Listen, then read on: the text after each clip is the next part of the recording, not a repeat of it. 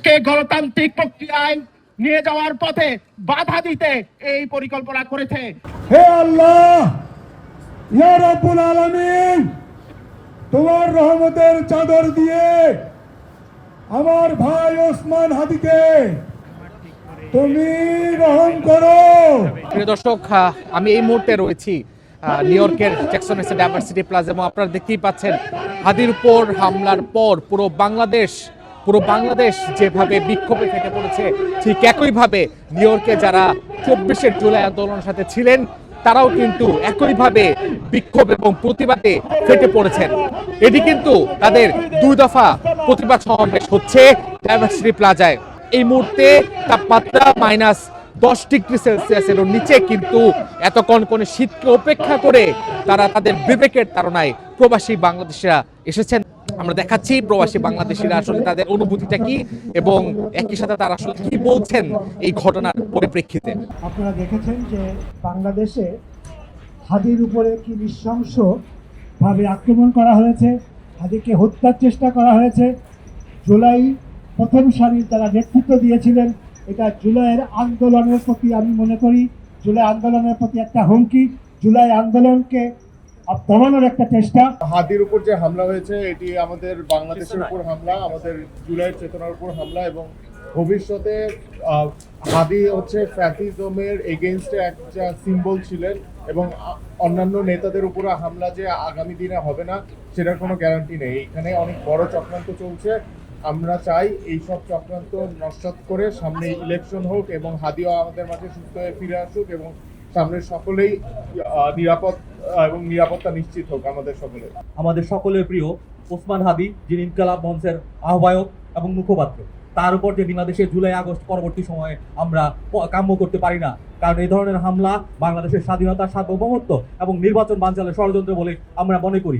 আমি আশা করব আমরা যারা ছাত্রলীগ, যুবলীগ দ্বারা অতীতে নির্যাতিত হয়েছি, আমরা যারা অতীতেও আওয়ামী লীগের দ্বারা হামলার শিকার হয়েছি, তারা যাতে আরো বেশি সচেষ্ট হই, কারণ ইতিমধ্যে আমরা শুনতে পেরেছি এই হামলার সাথে নিষিদ্ধ ঘোষিত ছাত্রলীগ জড়িত। আমরা চাই আমাদের যারা নেতৃবৃন্দ আছে, তারা বিএনপি বলেন, জামাত বলেন, এনসিপি বলেন, তারা তাদের দল ভারী করার জন্য এ ধরনের ছাত্রলীগের কুলাঙ্গারদের এখানে বিভিন্নভাবে তারা স্পেস করে দিচ্ছে।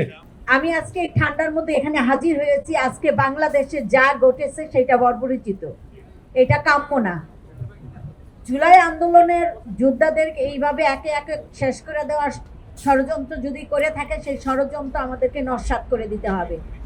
খুনি আওয়ামী লীগের হোক, খুনি বিএনপির হোক, খুনি জামাতের হোক, খুনি দিল্লির হোক, খুনি যেখানকার খুশি সেখানকার হোক, এটা খুঁজে বার করার দায়িত্ব প্রশাসনের। প্রশাসন দায়িত্ব এড়াইতে পারে না। প্রশাসনকে সঠিক খুনিকে বের করে শাস্তি দিতে হবে এবং হাদির উন্নত চিকিৎসার ব্যবস্থা করতে হবে। একজন ক্যান্ডিডেট হিসেবে, আমেরিকা একজন বাংলাদেশি বংশোদ্ভূত ক্যান্ডিডেট হিসেবে বাংলাদেশের ক্যান্ডিডেটের প্রতি এই আক্রমণকে আমি তীব্র নিন্দা জানাই।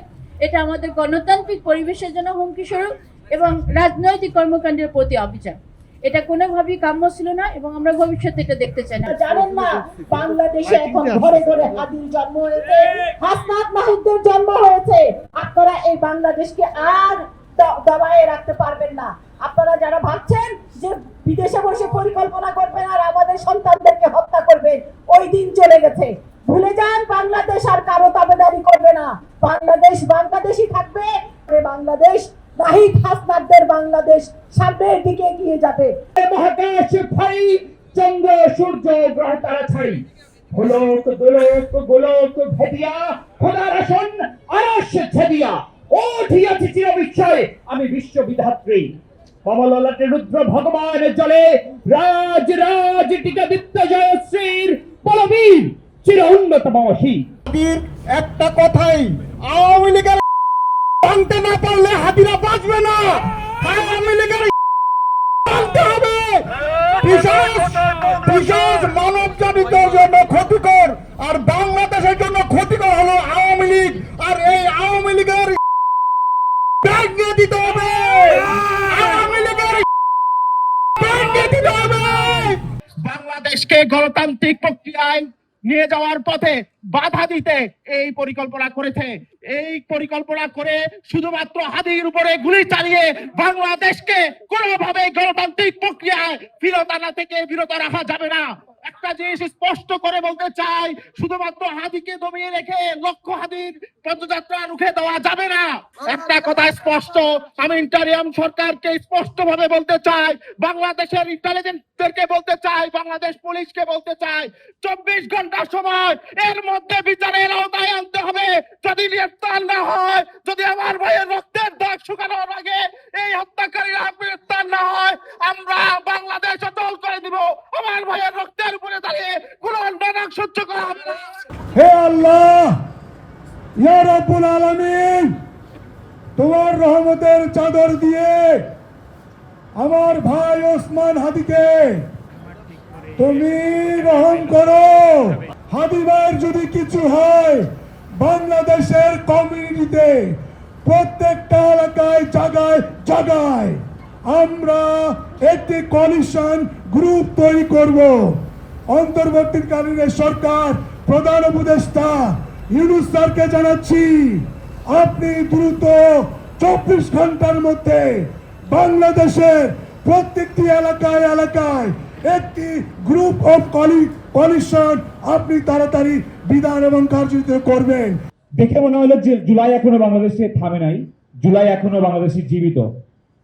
ওসমান হাদি, শরীফ ওসমান হাদি 50 বছর পরেও বাংলাদেশে এই নাম মুছে ফেলতে পারবে না।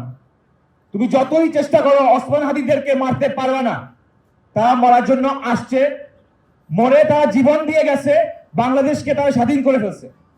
এই স্বাধীনতা রক্ষার জন্য ওসমান হাদির মতো হাজার হাজার ওসমান হাদি জীবন দেওয়ার জন্য প্রস্তুত। একমাত্র ফ্যাসিবাদী শক্তি এবং আধিপত্যবাদীরা এই কাজ করবে, কারণ তারা জানে তাদের বিরুদ্ধে ওসমান হাদি একটা জলজান্ত দানব আকারে দাঁড়িয়ে আছে। ওসমান হাদিরা কখনোই বাংলাদেশ থেকে মুছে যাবে না। তাদেরকে যতই হত্যা করবা, হাজার হাজার ওসমান হাদি বেঁচে আসবে বাংলাদেশে। আমার ভাই, তোমার ভাই, সবার ভাই, চলো রে চলো, চলো চলো চলো চলো। Stella featuring next level. Well done, side by side, free.